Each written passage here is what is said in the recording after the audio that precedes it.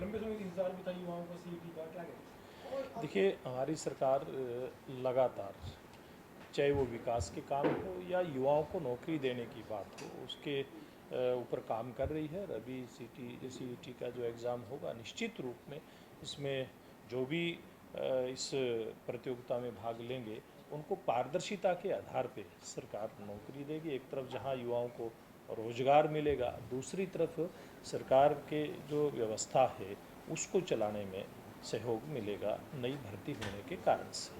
Sir विपक्ष का कहना है कि सीईटी के लिए सरकार ने कहा था कि साल में 2 बार टेस्ट लिया जाएगा, लेकिन अब 2022 के बाद अब लिया जा रहा है, तो कहीं ना कहीं देरी इसमें सरकार कर रही है। अब देखिए, ये विपक्ष का काम तो सवाल उठाना है, उठाना भी चाहिए उनको, लेकिन सरकार जब भी कोई इस प्रकार की जरूरत आती है निश्चित रूप से इस प्रकार के कदम उठाती है।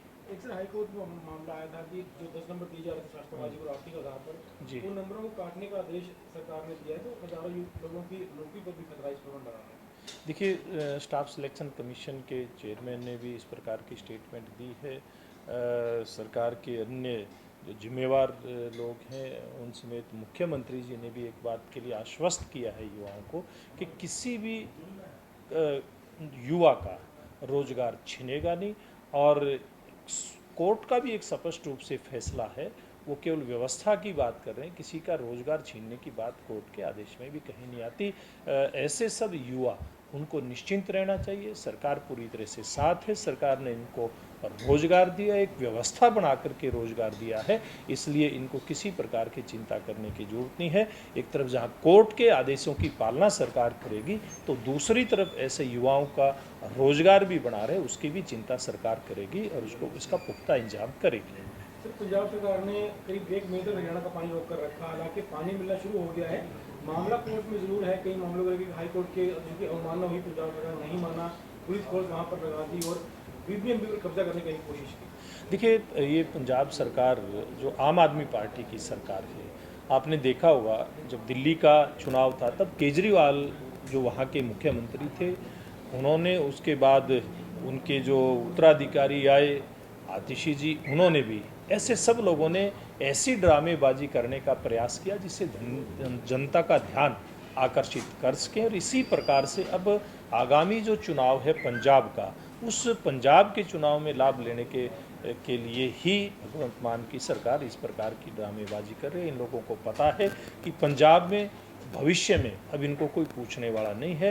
पंजाब में भी बाकी राज्यों की तरह भारतीय जनता पार्टी की सरकार भविष्य में आएगी और ये लोग जाएंगे, इस बात की चिंता इन लोगों को सता रही है। सर एक आखिरी सवाल है कि कांग्रेस की ओर से जय हिंद सभा का आयोजन किया जा रहा है देश भर में, और जी, कांग्रेस का कहना है कि हमने आग्रह किया था भाजपा के साथ कि जो तिरंगा यात्रा निकाली जा रही है सब दल मिलकर निकालें, लेकिन भाजपा ने अकेले निकाली, इसलिए हमें अलग से जय हिंद सभा करनी है। देखिए, अच्छी बात है कि कांग्रेस पार्टी के लोग जय हिंद यात्रा निकाल रहे हैं, लेकिन मैं कहना चाहूँगा निकालनी चाहिए, सेनाओं का मनोबल बढ़ाना चाहिए, देश की एकजुटता पूरी दुनिया के अंदर जाहिर होनी चाहिए। लेकिन समस्या तब आती है जब कांग्रेस पार्टी के ही वरिष्ठ नेता सेनाओं का मनोबल तोड़ने वाली बात करते हैं, देश को छोटा दिखाने की बात करते हैं।